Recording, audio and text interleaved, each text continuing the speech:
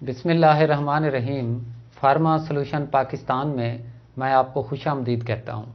आज का जो हमारा टॉपिक है वो है टाइप्स ऑफ मैनुअल इंजेक्टर्स, जो कि एचपीएलसी के लिए या एचपीएलसी में इस्तेमाल हो रहे हैं। तो इन इंजेक्टर्स की टाइप्स को डिस्कस करने से पहले मैं आपको एक शॉर्ट टाइम में फ्लो डायग्राम बताता हूँ एचपीएलसी की। एक्चुअली जो एचपीएलसी है उसमें जो एसोक्रेटिक और ग्रेडियंट, ये आपने अगर बाकी सीरीज़ एचपीएलसी की ट्रेनिंग की देखी है तो आपको मैक्सिमम कंसेप्ट क्लियर आपका हो चुका होगा, लेकिन फिर भी एक दफ़ा मैं इन इंजेक्टर्स को डिस्कस करने से पहले आपको थोड़ी डिटेल कर देता हूँ कि ये हमारे पास सॉल्वेंट पड़ा है ए, और उसके बाद है पंप के बाद जो है हमारे पास इंजेक्टर के बाद कॉलम, उसके बाद डिटेक्टर और वेस्ट लाइन। ये एक पूरी लाइन चल रही है। यहाँ से सॉल्वेंट रिजर्वायर ए में से पंप जो है वो मोबाइल फेज को सक करेगा और एक लाइन आगे जा रही है ट्यूबिंग के थ्रू, और उसके बाद ये कॉलम से डिटेक्टर और वेस्ट। लेकिन जब पंप के सेक्शन के बाद जो मोबाइल फेज आगे जा रही है उसी लाइन में, उसी स्ट्रीम में ही हमने अपना सैंपल इंजेक्ट करवाना है। यहाँ पे सैंपल इंजेक्ट होगा, फिर कॉलम में जाएगा और डिटेक्टर में सेपरेशन एटसेट्रा बाकी प्रोसेस होगा। ये इस सिस्टम को तो एसोक्रेटिक कहते हैं। नेक्स्ट जो है जो ग्रेडियंट सिस्टम होता है उसमें 2 पंप भी हो सकते हैं, 4 भी हो सकते हैं, 3 भी हो सकते हैं। एक से ज़्यादा पंप होंगे तो वो हमारा ग्रेडियंट मेथड होगा, वो हमारे एचपीएलसी ग्रेडियंट एचपीएलसी होगा। तो इसमें A B C D 4 pump हैं, और उसके बाद आता है डीगैसर, जो कि ये चारों लाइनें उस डीगैसर में से गुजरती हैं। उसमें से गुजरने के बाद ये आगे एक यूनिट लगा होता है लो प्रेशर ग्रेडियंट यूनिट। ये 4 और पंप लगे होते हैं जो इन 4 सॉल्वेंट रिजर्वायर में से प्रॉपर रेशो से जो हमने सेट की होती है उतना ही लिक्विड को उतनी रेशो में, उतनी परसेंटेज में सक करके यहाँ पे मिक्स करते हैं। मिक्स करने के बाद जो है फिर ये सिंगल लाइन बन जाती है। उसके बाद सिंगल लाइन जब बन जाती है मोबाइल फेज की, तो तब हम अपने सैंपल को इंजेक्ट करते हैं। तो इंजेक्ट करने के बाद सैंपल जो है हमारा इस मोबाइल फेज में ऐड हो जाता है, और उसके बाद ये मोबाइल फेज उसी तरह जैसे एसोक्रेटिक में गुजर रही है, ग्रेडियंट में भी फिर इसी तरह कॉलम में से गुजरेगी। कॉलम से गुजरने के बाद डिटेक्टर के बाद वेस्ट। तो इंजेक्टर का जो बेसिक फंक्शन है वो ये है कि जब हमारी मोबाइल फेज, जो कि अगर एसोक्रेटिक सिस्टम है तो सॉल्वेंट ए में से सक होने के बाद पंप के थ्रू आगे जा रही है, तो इसी लाइन में हम सैंपल इंजेक्ट करवाना चाहते हैं। तो उसके बाद कॉलम में से गुजरेगी, डिटेक्टर में से और वेस्ट। तो इसको हम किस वे में इंजेक्ट करवाएंगे अपने सैंपल को। ग्रेडियंट में भी ऐसे ही है, 4 पंप में से ये इस तरह पूरा प्रोसेस जो मैंने अभी आपको बताया इस तरह कंप्लीट होने के बाद जब ये लो प्रेशर ग्रेडियंट यूनिट जहाँ पे जो 4 पंप मौजूद हैं उनसे गुजरने के बाद फिर ये सिंगल लाइन पे चला जाएगा। तो ये सिंगल लाइन में हमने फिर अपना सैंपल इंजेक्ट कराना है, और इंजेक्ट कराने के बाद कॉलम के बाद डिटेक्टर और फिर वेस्ट में। तो ये जो इंजेक्टर हैं, ये 3 टाइप्स के इंजेक्टर इस वक्त तक इस्तेमाल हो चुके हैं। जो तीसरी टाइप है वो अभी भी इस्तेमाल में है। अगर हमारा ये इंजेक्टर ऑटो है, अगर हमारा एचपीएलसी सिस्टम ऑटो इंजेक्टर है, तो फिर हम मैनुअली इंजेक्ट सैंपल नहीं करेंगे, बल्कि सैंपल वेल हम रख देंगे, उसी में से इंस्ट्रूमेंट के थ्रू ही या ऑटो इंजेक्टर के थ्रू ही हमारा सैंपल इंजेक्ट हो जाएगा। लेकिन क्योंकि मैक्सिमम जो है जो एचपीएलसी हैं वो मैनुअल इंजेक्टर के साथ, और उसके बाद आगे और आजकल टेक्नोलॉजी मैनुअल इंजेक्टर के लिए इस्तेमाल हो रही है, वो है रियोडाइन इंजेक्टर। तो रियोडाइन इंजेक्टर जो है आज हम इसको ही डिटेल में डिस्कस करेंगे। तो फर्स्ट वन जो है, इसी रियोडाइन इंजेक्टर को मैनुअल सैंपल इंजेक्टर भी कहते हैं, फ्रंट लोड इंजेक्टर भी कहते हैं, और 6 पोर्ट्स इंजेक्टर भी कहते हैं इसी रियोडाइन इंजेक्टर को। तो इसके जो मॉडल्स हैं जो इस्तेमाल में रहे हैं या इस्तेमाल में हैं, उनमें 7125, 7126, 8125, 8126, 7725 और 7725i, और उसके बाद 9725, 9726, ये मॉडल इस्तेमाल में रहे हैं और इस्तेमाल हो रहे हैं। तो जो लेटेस्ट या जिस मॉडल पे मैं आज आपको ब्रीफिंग दूंगा उसमें 7725i जो है वो हमारा मॉडल इस्तेमाल हो रहा होगा, जैसा कि हम पहले भी वीडियो में जो मैंने आपको कार्ल फिशर वगैरह से रिलेटेड वीडियो पर बनाई थी या जिसमें मैंने आपको बताया था, उसमें भी मैंने प्रैक्टिकल करके आपको एंड पे दिखाया था। तो इसमें भी मैं इस वीडियो के एंड पे जो है रियोडाइन इंजेक्टर जो मैनुअल इंजेक्टर है 7725i का, उसका प्रैक्टिकल भी करके दिखाऊंगा। तो इस वीडियो को एंड तक देखते रहिएगा, इससे आपके जो मैनुअल इंजेक्टर्स है उसका कंसेप्ट क्लियर हो जाएगा।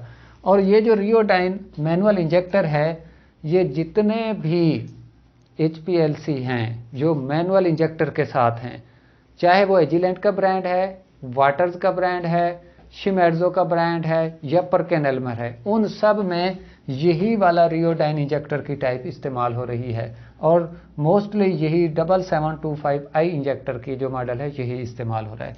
तो इसकी मैं डिटेल आगे बताता हूँ आपको कि ये इंजेक्टर कैसे काम करता है, इसको इस्तेमाल कैसे किया जाता है, इसमें ट्रबल शूट कौन कौन सी आती हैं। तो ये जो इंजेक्टर है ये USA मेड इंजेक्टर है। मीन्स हमारा शिमेड्जो का जो सिस्टम है वो जापान का है, और इसी तरह वाटर्स का USA का है, इसी तरह दूसरे भी जो HPLC हैं मुख्तलिफ हैं, लेकिन ये जो इंजेक्टर मैनुअल इस्तेमाल हो रहा है ये USA मेड है। तो ऑटो सैंपलर के साथ और ऑटो इंजेक्टर के साथ अगर सिस्टम है HPLC है तो वहाँ पे तो मैनुअल इंजेक्टर डिस्कस करने की ज़रूरत नहीं है, क्योंकि वो इंजेक्टर ऑटो काम कर रहा होगा, ऑटो इंजेक्टर भी होगा, ऑटो सैंपलर भी होगा। तो मैनुअल इंजेक्टर को हम मज़ीद डिटेल में जाकर डिस्कस करते हैं। फर्स्ट वन तो ये है, जो हमारे पास रियोडाइन इंजेक्टर्स है उसके जो हैंडल नॉब है उसके ऊपर मेंशन होता है एरो के साइन से एक लोड और दूसरा इंजेक्ट। दो पोजीशन वहाँ पे शो की हुई हैं, एक लोड और दूसरी इंजेक्ट पोजीशन। तो जब भी आपने सैंपल इंजेक्ट करना है तो आपने अपने हैंडल नॉब को लोड पोजीशन पे ले जाना है, और उसके बाद जब आपने सैंपल लोड कर लिया है सिरिंज के थ्रू, तो उसके बाद आपने अपने हैंडल नॉब को जो है ना उसको लोड पोजीशन से इंजेक्ट पोजीशन पे ले आना है। स्लोली रोटेट करवाने की बजाय आपने अपने हैंडल नॉब को क्विकली रोटेट करवाना है। तो ये पोजीशन होगी जब आपने सैंपल लोड करना है, और ये पोजीशन होगी जब आपने सैंपल इंजेक्ट करवाना है। तो एक हिंट इसमें मैं आपको बता देता हूं कि always remain handle knob on inject position except when load sample. आपका ये जो हैंडल नॉब है रियोडाइन इंजेक्टर का हमेशा इंजेक्ट पोजीशन पे होना चाहिए, और आपने इसको जस्ट उस वक्त ही लोड पोजीशन पे घुमाना है जब आप सैंपल इन करेंगे। जब आप सैंपल इन कर लेंगे तो उसके बाद दोबारा आपने अपने सैंपल को रन करने के लिए इंजेक्ट पोजीशन पे घुमा देना है क्विकली। और इनके दरमियान जो है जो एंगल है, इन दो पोजीशन के दरमियान जो एंगल है वो 60 डिग्री का होता है। लोड से इंजेक्ट या इंजेक्ट से लोड पोजीशन के माबैन जो एंगल है वो 60 डिग्री का होता है। और उसके बाद जो है नेक्स्ट मैं आपको एक बार फिर बता रहा हूँ कि आपने कभी ये गलती नहीं करनी कि आपकी मोबाइल फेज चल रही है, सिस्टम चल रहा है, चाहे वो वॉशिंग पे चल रहा है या रनिंग में है, आपने इसको लोड पोजीशन पे नहीं रखना बल्कि इंजेक्ट पोजीशन में रखना है। लोड पोजीशन में जस्ट उस वक्त रखना है जब आपने सिंगल रन स्टार्ट करना है और अपने सैंपल को इन करना है या सैंपल को लोड करना है, तो तब आप हैंडल नॉब को लोड पोजीशन पे ले जाएंगे और सिरिंज के थ्रू आपने सैंपल इंजेक्ट करवाना है। जो ही सैंपल इंजेक्ट हो जाए तो आपने दोबारा इसको रोटेट करवा के इंजेक्ट पोजीशन पे ला देना है, वो आपका सैंपल लोड हो जाएगा। तो अगर आप इसको लोड पोजीशन पे ही छोड़ देंगे तो वो फिर आपका सैंपल लूप में से मोबाइल फेज नहीं गुजरेगी या सैंपल लोड नहीं होगा, बल्कि वो अलग से कट ऑफ पोजीशन में रहेगा। तो नेक्स्ट जो है, हम इस रियोडाइन इंजेक्टर के लिए जो सिरिंज इस्तेमाल करते हैं, फर्स्ट वन तो ये होता है कि सिरिंज आपने जो शिमेड्जो का सिस्टम इस्तेमाल कर रहे हैं या एजिलेंट का इस्तेमाल कर रहे हैं या वाटर का इस्तेमाल कर रहे हैं, तो आपको 100 माइक्रोलीटर या 50 माइक्रोलीटर की ओरिजिनल सिरिंज मिलेगी ग्लास की, जिसके साथ नीडल अटैच होगी। ये आपको मैं आगे वीडियो जो एंड पे इस वीडियो के प्रैक्टिकल होगा उसमें आपको ये पॉइंट क्लियर हो जाएंगे कि ओरिजिनल सैरिंज किस तरह की है, उसके साथ नीडल किस तरह अटैच होती है। और इसके अलावा अगर आपके पास ओरिजिनल अवेलेबल नहीं है तो आप लोकल भी नीडल मिलती है जिसके पीछे आप ये जर्नल आम इस्तेमाल होने वाली इंजेक्शन के लिए जो हम यूज़ करते हैं सैरिंज, वो भी इस्तेमाल कर सकते हैं। तो वो जो नीडल है उसकी एक स्टैंडर्ड लेंथ है, वो लेंथ जो है 5.1 सेंटीमीटर या 2 इंच होती है। ये जो नीडल हम इस पोर्ट में, नीडल पोर्ट में, ये जो हमारा इसका इंजेक्टर का फ्रंट लोड इंजेक्टर का ये जो नीडल पोर्ट है, यहाँ पे जो हम नीडल इन करते हैं उसकी लेंथ है 5.1 सेंटीमीटर या 2 इंच। और जो गेज है वो 22 गेज की इस्तेमाल होती है। क्लियर हो गया कि जो नीडल हमने इस्तेमाल करनी है उसकी लंबाई जो है वो 2 इंच और उसकी जो गेज है वो 22 नंबर गेज जो है वो इसके लिए इस्तेमाल होती है, जो नीडल हमारी इस्तेमाल हो रही है। और उसके बाद सैरिंज कहाँ कौन कौन सी इस्तेमाल हो सकती हैं, इसकी ओरिजिनल भी हो सकती है, नहीं तो आप लोकल आपको नीडल परचेज करनी पड़ेगी और उसके साथ ये इंजेक्शन के लिए इस्तेमाल होने वाली सैरिंज इस्तेमाल कर सकते हैं।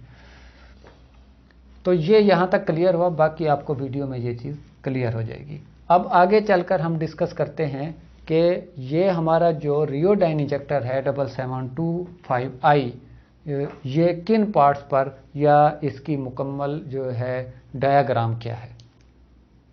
तो आइए अब हम नेक्स्ट इसकी डायग्राम डिस्कस करते हैं रियोडाइन इंजेक्टर्स की। तो रियोडाइन इंजेक्टर जो है, इसमें जब आप लोड पोजीशन में निडल इन करेंगे और सैरिंज से अपना सैंपल लोड करेंगे तो ये लोड पोजीशन में लूप में से गुजरने के बाद वेस्ट में जाएगा। और अगर आपने इंजेक्ट पोजीशन में आपने कोई लिक्विड इन किया है या इस इंजेक्टर को फ्लश करने का सोचा है तो तब आपको इंजेक्ट पोजीशन में ही फ्लश करना चाहिए। तो मैं आपको एक इम्पोर्टेंट पॉइंट बताना चाहता हूँ कि आफ्टर एवरी 10 और 15 और 20 इंजेक्शन आपको अपने इंजेक्टर को फ्लश करना चाहिए। फ्लश करने का क्या तरीका है, ये क्यों ज़रूरत है, क्योंकि समटाइम्स ऐसा होता है हमारा जो सैंपल होता है वो बफर में बना हुआ होता है। तो बफर की वजह से हमारे जो ये रूटर सील है वहाँ पे कुछ पार्टिकल्स या साल्ट्स की जमा होने की वजह से हमारे इस इंजेक्टर को नुकसान पहुंचने का खदशा होता है। तो इसलिए इंजेक्ट पोजीशन में ही आप इसको फ्लश कर दें। 1 ml से लिक्विड से वाटर और मेथनॉल ले लें, या अगर आपने बफर इंजेक्ट किया है तो उसके बाद वाटर ले लें, ताकि आपकी रूटर सील जो है वो इस तरह की सिचुएशन में ख़राब होने से बच जाए। तो ये तो थी दो पोजीशन, फ्लश करना है तो आपने इंजेक्ट पोजीशन में करना है, लोड पोजीशन में जस्ट आपने सैंपल इंजेक्ट करना है। तो आइए मैं एक सिंपल वे में आपको इस रियोडाइन इंजेक्टर की डायग्राम दिखाता हूँ, बनाने की कोशिश की है। तो इसके स्टार्ट में एक कवर लगा होता है, जब आप कवर रिमूव करेंगे तो उसके बाद आपको मिलेगी निडल पोर्ट।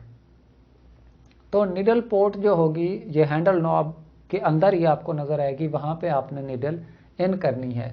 तो निडल इन करने के बाद आप देखेंगे कि आपके इंजेक्टर के जो पार्ट्स हैं उनमें जो एंड पार्ट है उसको कहते हैं स्टेटर, जहाँ पे इस 6 पोर्ट्स इंजेक्टर भी इसलिए इसको कहते हैं कि जो स्टेटर है, जो इसका एंड पार्ट है, एसएस की जो असेंबली है, वहाँ पे आपको 6 जो है ना इसकी पोर्ट नज़र आएंगी।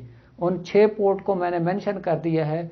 उस स्टेटर के बाद होती है रूटर सील, रूटर सील के बाद होती है निडल सील, निडल सील के बाद ये निडल चैम्बर आ रहा है सारे का सारा। तो ये जो 6 पोर्ट्स हैं एक्चुअली ये किस तरह वर्क करती हैं, तो आपने फर्स्ट वन तो इजी वे में यूँ याद रखना है कि जो 1 और 4 है, ये देखें जो पोर्ट नंबर 1 और 4 है, ये पोर्ट नंबर 1 और ये पोर्ट नंबर 4, ये नंबरिंग यहाँ पे की हुई है। 1 और 4 के साथ आपकी सैंपल लूप फिक्स है। लूप का जो साइज़ है वो वेरी कर सकता है, 5 माइक्रोलीटर में भी हो सकती है, 10 में भी हो सकती है, 20 में भी हो सकती है, 50 में भी, 100 में भी। तो ये 1 और 4 पोजीशन पे आपकी लूप। उसके बाद 5 और 6 जो पोर्ट हैं, आपने छठी पोर्ट को वेस्ट ही कहना है। वो वेस्ट किस चीज़ का वेस्ट होगा? जब आपने अपना सैंपल लोड करना है, लूप में इंजेक्ट करना है, तो जो लूप के वॉल्यूम से एक्सेस होगा तो वो 6 नंबर जो पोर्ट है उसमें से ज़ाय होगा। तो 6 नंबर जो पोर्ट होगी या जो वेस्ट निकलेगा वो लूप का वेस्ट होगा। और उसके बाद है 5 नंबर, है वो भी वेस्ट। 5 नंबर जो वेस्ट है, जब आप सैंपल इंजेक्ट करेंगे, लोड से इंजेक्ट पोजीशन पे ले आएंगे, जो एक्सेस वॉल्यूम होगा या उस लूप के अंदर जो ईयर होगी वो 5 नंबर पोर्ट से ज़ाय होगी। तो इसके बाद रह गया 2 और 3। तो एवरी टाइम 2 जो है वो अटैच होगा आपके पंप के साथ। जो आपकी हाई प्रेशर पंप से लाइन आ रही है वो 2 के साथ अटैच होगी।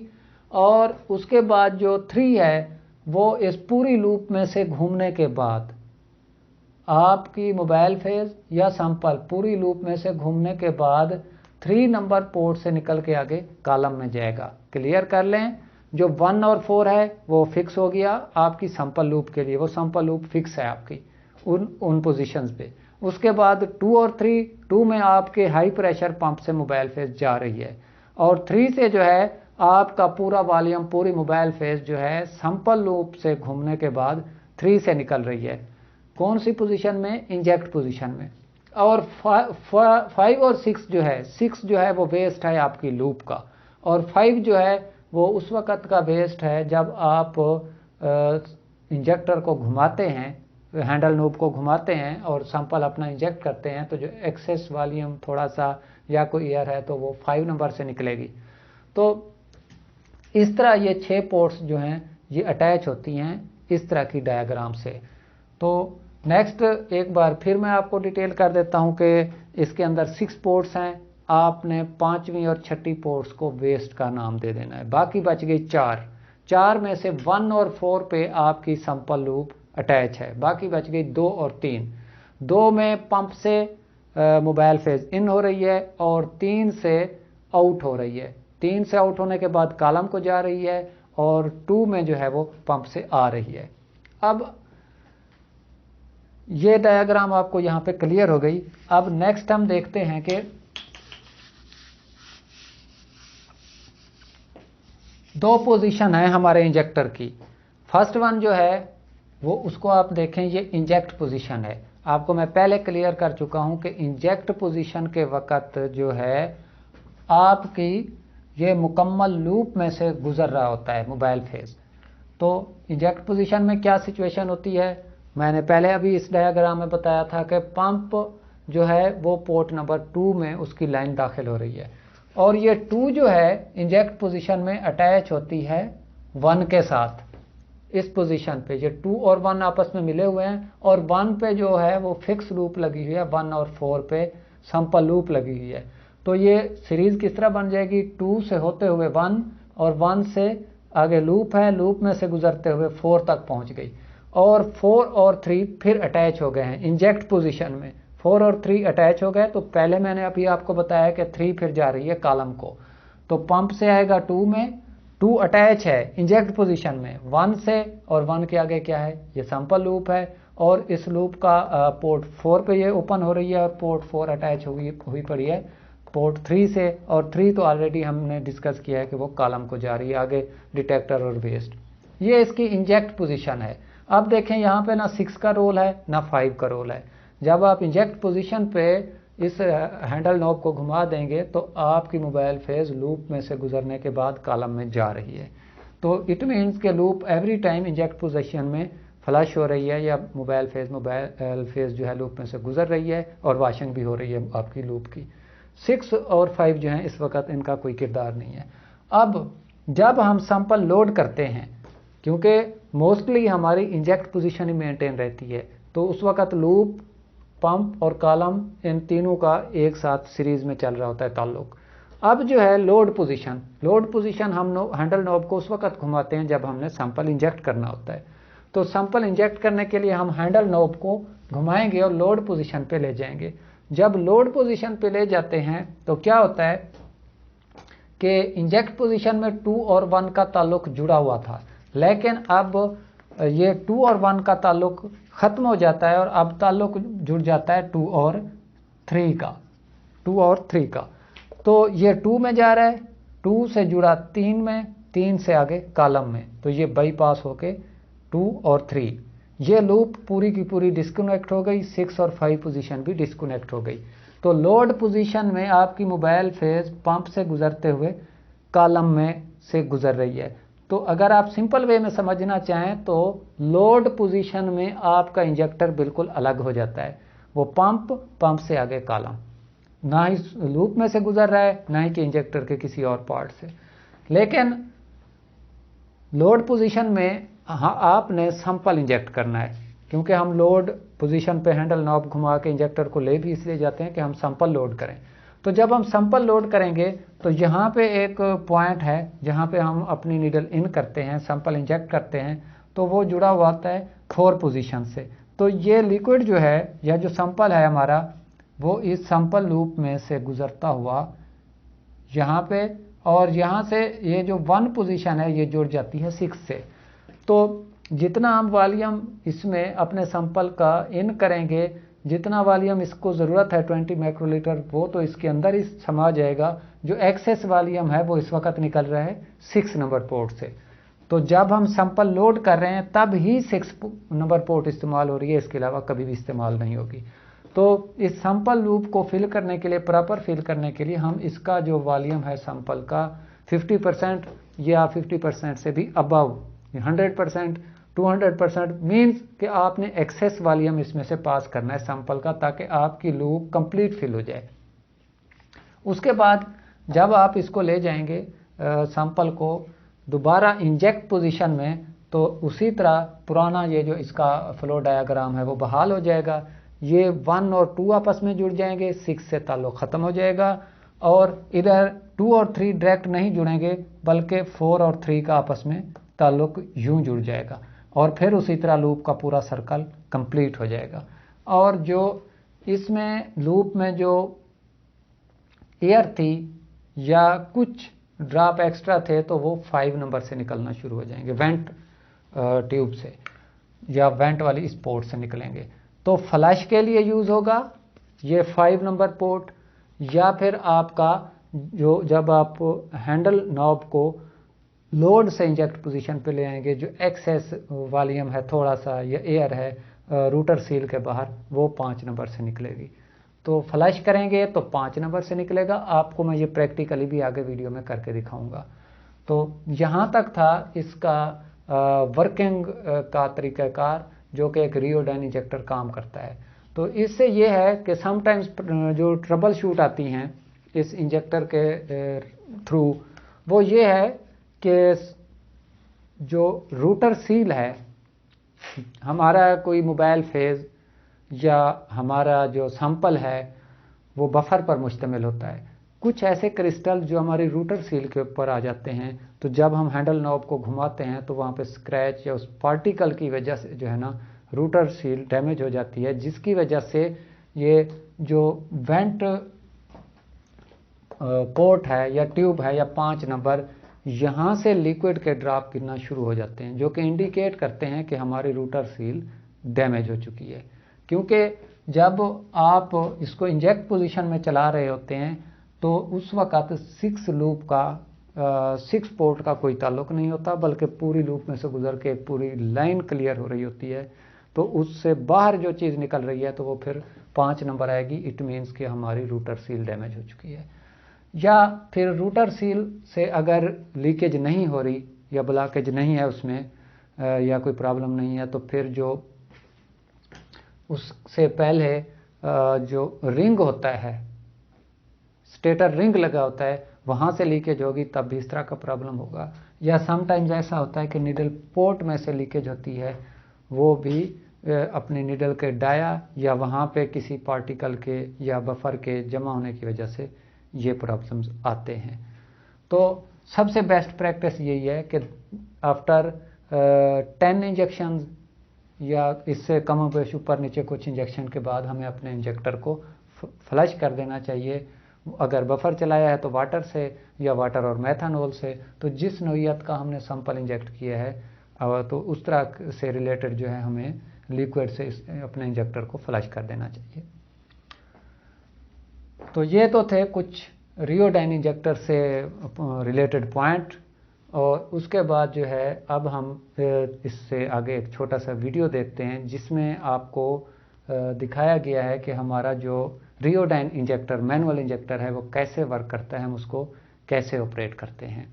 तो मैं आपको पहले ही बता चुका हूँ कि रियोडाइन इंजेक्टर जो मैनुअल है वो एजिलेंट हो, शिमेड्ज़ो हो, वाटर हो, परकेन हो, जहाँ पे भी मैनुअल इंजेक्टर इस्तेमाल हो रहा है, यही जो रियोडाइन इंजेक्टर है मोस्टली यही मॉडल इस्तेमाल हो रहा है। तो आप इस आगे वीडियो को देखें, आपको पॉइंट क्लियर हो जाएगा। और समटाइम्स ऐसा भी होता है कि लोग मिस्टेक ये करते हैं कि इंजेक्ट पोजीशन में ही अपना इंजेक्शन लगा देते हैं, सैंपल लोड कर देते हैं। तो वो क्या होता है कि वो लूप में से नहीं गुजर रहा होता, रूटर सील के बाहर से ही गुजर रहा होता है, उस असेंबली के अंदर से ही गुजर रहा होता है, वो हमारी मोबाइल फेज में शामिल नहीं हो रहा होता, तो हम कोई पीक ऑब्जर्व नहीं होती। तो इस तरह की जो मिस्टेक्स हैं इनसे बचने के लिए हमें इस रियोडाइन इंजेक्टर को इसके मुतालिक हाउ नाउ होनी चाहिए। तो आइए देखते हैं वीडियो कि उसको कैसे ऑपरेट किया जाता है। आज के इस सेशन में हम मैनुअल इंजेक्टर को डिस्कस करने जा रहे हैं। मैनुअल इंजेक्टर की आज तक जो टाइप्स इस्तेमाल हुई हैं वो 3 हैं और ये तीसरी टाइप है। फर्स्ट वन जो टाइप है वो है सेप्टम इंजेक्टर, दूसरी है स्टॉप फ्लो इंजेक्टर और तीसरी है ये रियोडाइन इंजेक्टर। 3 टाइप्स हो गई, सेप्टम, स्टॉप फ्लो और रियोडाइन। सेप्टम जो है वो सिंपल जिस तरह हमारी सिरिंज है, जैसे ये सिरिंज पर ही है, इस तरह का जो इंजेक्टर पहले यूज़ होता था वो सेप्टम इंजेक्टर था। उसके बाद है स्टॉप फ्लो इंजेक्टर, उसमें जो है हम मोबाइल फेज के फ्लो को रोकते हैं, उसके बाद अपना सैंपल इंजेक्ट करते हैं। तो नेक्स्ट जो लेटेस्ट इसमें टेक्नोलॉजी आई है वो है रियोडाइन इंजेक्टर। तो आज हम डिटेल में डिस्कस करेंगे रियोडाइन इंजेक्टर, इसके पार्ट्स, और इसके बाद जो है इसके अंदर जो ट्रबल शूट आती हैं और जो एनालिस्ट समटाइम्स इसमें सैंपल लोड करते हुए मिस्टेक करता है, उनको हम डिस्कस करेंगे। तो फर्स्ट वन ये है कि हम देख लेते हैं, क्योंकि ये हाई प्रेशर पंप से हमारे पास ये लाइन आ रही है, हाई प्रेशर पंप, ये हाई प्रेशर पंप से उसके बाद आ रही है इंजेक्टर में, इंजेक्टर के बाद जा रही है कॉलम में। अगर हम लोगों ने पहले डिटेल में देख लिया है इसका शिमेड्ज़ो HPLC का ट्रेनिंग सेशन, तो ये बाकी तमाम डायग्राम मैं डिस्कस कर चुका हूँ ऑलरेडी। तो आज हम इंजेक्टर पे ही डिटेल में जाएंगे। तो ये हाई प्रेशर पंप से इंजेक्टर और इंजेक्टर के बाद कॉलम, उसके दरमियान में क्या क्या चीज़ें अटैच हैं या इसकी लूप्स किस तरह अटैच हैं, उनको हम डिस्कस करते हैं। तो अभी ये फ्लो मैं चला देता हूँ। तो ये प्रैक्टिकली आप देख सकते हैं कि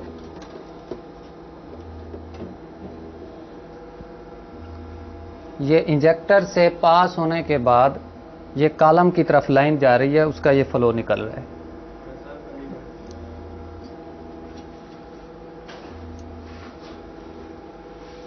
तो अब हम जाते हैं इस इंजेक्टर की तरफ। तो एक्चुअली फर्स्ट वन जो है बेसिक जो पॉइंट है वो ये है कि एक एनालिस्ट को जहाँ भी इस पे वर्क कर रहा है, हमेशा इसके ये जो हैंडल नॉब है इसको इंजेक्ट पोजीशन पे होना चाहिए। ये कवर है, कवर उतारने के बाद अगर आप इसको डिटेल में देखें तो ये लोड का एरो और ये इंजेक्ट का, तो ये इस वक्त इंजेक्ट पोजीशन में है और इसका नॉब जो है वो 60 डिग्री एंगल तक घूमता है। ये अगर 45 तक होता तो यहाँ पे आता, लेकिन ये 60 डिग्री तक घूमता है और इसको आपने क्विकली ही घुमा देना है। तो जब भी आपका सिस्टम रनिंग में है तो इसको इंजेक्ट पोजीशन में होना चाहिए, और जब आपने इंजेक्शन लगाना है या सैंपल लोड करना है तो तब आप इसको लोड पोजीशन पे ले जाएंगे। तो इस इंजेक्टर को फ्रंट लोड इंजेक्टर भी कहते हैं, सैंपल इंजेक्टर भी कहते हैं, 6 पोर्ट इंजेक्टर भी कहते हैं। 6 पोर्ट इंजेक्टर इसलिए कहते हैं कि इसके जो पैनल पे आपको ये देखें 6 पोर्ट नज़र आ रही हैं। अगर आप डिटेल में देखें तो आपको इस स्टेटर असेंबली के ऊपर भी नंबरिंग दिखाई देगी 1 2 3 4 5। बट एक बात जहन में रखिएगा, आपको 6 नंबर यहाँ पे लिखा हुआ नज़र नहीं आएगा, वो ब्लैंक होगा। वो 6 नंबर वेस्ट है आपकी लूप के बाद का जब आप सैंपल इंजेक्ट करते हैं। तो आइए अब हम देखते हैं कि हमारे पास ये जो मॉडल है ये यूएसए मेड है, 7725i यूएसए मेड, और इसमें जो है मैंने नंबरिंग कर दी है 1 2 3 4 5 और 6 तक। तो फर्स्ट वन तो आप ये क्लियर कर लें कि 5 और 6 नंबर जो है वो वेस्ट के हैं।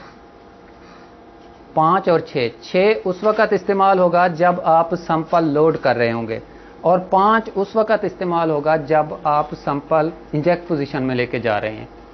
तो इंजेक्ट पोजीशन में 5 नंबर को वेंट ट्यूब भी कहते हैं, वेंट वाल्व भी कहते हैं, इसलिए कि आपकी अगर ये जो सैंपल लूप है इसमें अगर कोई एयर आ गई है तो वो उस ट्यूब के थ्रू निकल जाएगी 5 नंबर के थ्रू। तो ये जो 2 और 3 है, ये 2 पंप का इन है और 3 आपके इंजेक्टर का आउट है। जो पंप इन है 2 नंबर वो आपके पंप के साथ अटैच होगी, हाई प्रेशर, ये देखें ये पीछे से पंप से ही आ रही है।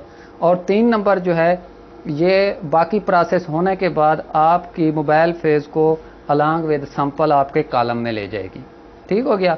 उसके बाद बाकी रह गए 2 पॉइंट 1 और 4। ये 1 और 4 जो हैं ये आपकी लूप के पॉइंट हैं।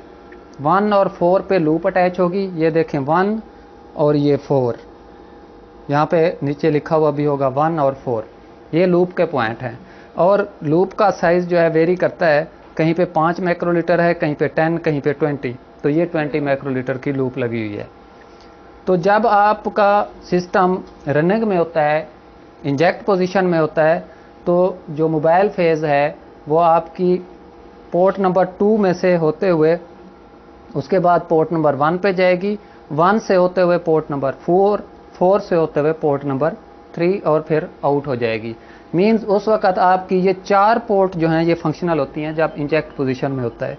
1 4 2 और 3 या 1 2 3 4 ये चारों आपकी फंक्शनल होती हैं।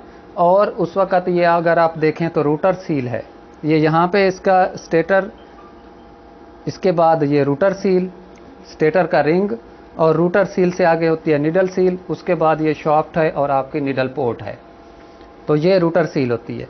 तो नेक्स्ट जो है ये चारों पोर्ट आपकी फंक्शनल होंगी जब आप इंजेक्ट पोजीशन में हैं। मैं आपको एक बेसिक पॉइंट बताता चलूँ कि आपने सिवाय सैंपल को लोड करने के वक़्त की कैफियत के बाकी हर वक़्त आपने इसको इंजेक्ट पोजीशन में नॉब को घुमा के रखना है। अगर लोड पोजीशन पे रखेंगे तो फिर क्या होता है कि जब आप इसको लोड पोजीशन पे ले जाते हैं और यहाँ पे नीडल इन करते हैं तो ये 4 नंबर से नीडल इन हो रही होती है, और जो 6 नंबर है वहाँ से ये आपका सैंपल वेस्ट हो रहा होता है लूप में से गुजरने के बाद। तो सिंपल वे में कहने का मतलब ये है, जब आप इसको लोड पोजीशन पे ले जाते हैं तो आपका ताल्लुक उस वक़्त होता है ये पंप जो 2 नंबर है और फिर ये जो 3 नंबर है, और कहीं से भी नहीं गुजरता ये लिक्विड उस वक़्त, या मोबाइल फेज सिर्फ 2 और 3 में से यहाँ से ये बाईपास हो रहा होता है, लूप को छोड़ चुका होता है। तो उसके बाद जब आप इसको इंजेक्ट पोजीशन में ले आते हैं तो दोबारा इसका यही 4 पोर्ट वाला कनेक्शन बहाल हो जाता है। और इसकी जो सिरिंज हम यूज़ करते हैं इंजेक्शन के लिए या सैंपल लोड करने के लिए, ये इसकी ओरिजिनल सिरिंज है जो कि 100 माइक्रोलीटर की है। इससे ऊपर नीचे भी जो है साइज़ की मिल जाती हैं, लेकिन ये ओरिजिनल है। अगर ओरिजिनल अवेलेबल नहीं है तो आप मार्केट में जो लोकल नीडल अवेलेबल है वो भी आप इस्तेमाल कर सकते हैं ये। और इस नीडल का ये जो लेंथ है वो 5.1 सेंटीमीटर या 2 इंच है। अगर आप इसको, आपके पास ये नीडल अवेलेबल हो तो इसको मेजर भी कर सकते हैं, 5.1 सेंटीमीटर या 2 इंच। और उसके बाद इसकी गेज जो यूज़ होती है वो 22 गेज है। इसमें से 3 mm जो है एंड वाला वो इसकी रूटर सील में जाके घुसता है, और रूटर सील जो है वो ये देखें, ये रूटर सील है, और इसमें आपको 4 होल नज़र आ रहे हैं। रूटर सील में 4 होल नज़र आ रहे हैं, क्योंकि मैंने पहले ही आपको बता दिया है कि 5 और 6 जो है वो वेस्ट हैं, और बाकी जो 4 पोर्ट हैं वो आपकी काबिल इस्तेमाल रहती हैं ड्यूरिंग इंजेक्ट पोजीशन या रनिंग पोजीशन में। तो जब भी प्रॉब्लम आता है तो इसमें 3 किस्म के प्रॉब्लम्स आते हैं लीकेज के।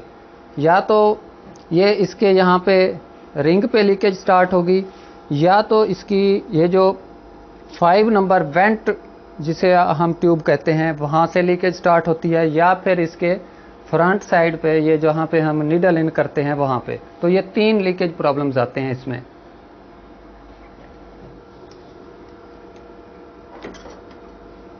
ये नीडल पोर्ट पे यहाँ पे जहाँ पे आप नीडल इन करते हैं यहाँ से लीकेज नज़र आएगी, या इस सील से लीकेज नज़र आएगी, या ये जो आपकी 5 नंबर वेंट ट्यूब है यहाँ से नज़र आएगी।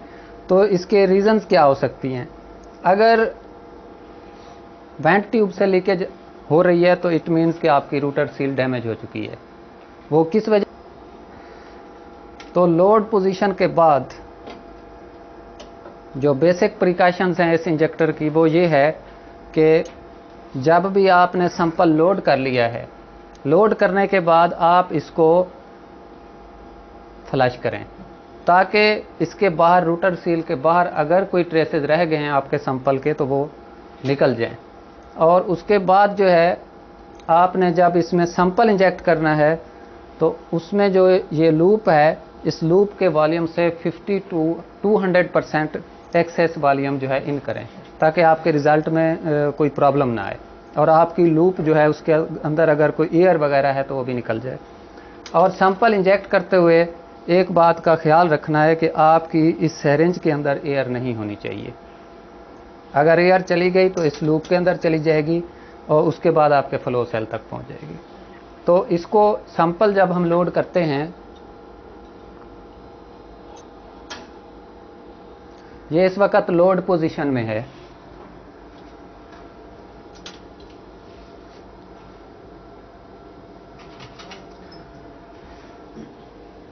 ये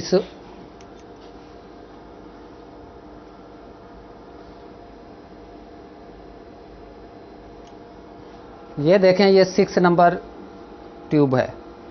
जब लोड पोजीशन में होगी तो ये 6 नंबर ट्यूब से ही आपका एक्सेस वॉल्यूम निकलेगा, और ये जो इस वक्त पोर्ट इस्तेमाल हो रही है, इधर से 4 नंबर पोर्ट इस्तेमाल हो रही है और उधर से 6 नंबर वेस्ट में निकल रही है। तो ये लूप में से गुजर के 6 नंबर उसमें से पास हो गया आपका सैंपल। अब जब तक आप इसे घुमाएंगे नहीं इस नॉब को, तो ये आपकी लूप वाला वॉल्यूम आपकी मोबाइल फेज के फ्लो वाले उसमें शामिल नहीं होगा, क्योंकि ये कट ऑफ हो गया उससे। अब अगर आपने फ्लश करना है तो अभी आप चेक कर सकते हैं कि अब मैंने इसको घुमा दिया, रोटेट किया, और अब जो लूप वाला वॉल्यूम था वो मोबाइल फेज वाली लाइन में इन हो गया है। और इसको घुमाने के बाद अगर मैं आपके सामने इसको फ्लश करना चाहूँ तो ये देखें, अब ये 6 नंबर ट्यूब में से नहीं निकलेगा, बल्कि इसको निकलना चाहिए 5 नंबर में से। ये 5 नंबर वेंट ट्यूब इसे कहते हैं, ये 5 नंबर से निकल रहा है, और इससे आपकी रूटर सील और आपका इंजेक्टर वॉश हो गया है बाहर से। तो अगर कहीं पे कोई एनालिस्ट ये मिस्टेक करता है, इसको इंजेक्ट पोजीशन में ही अपना सैंपल इंजेक्ट करता है, तो आपके सामने ये क्लियर हो गया कि वो आपकी मोबाइल फेज में इन नहीं हुआ, बल्कि वो बाहर से ही वेस्ट में चला गया है। ओके, अल्लाह हाफिज़।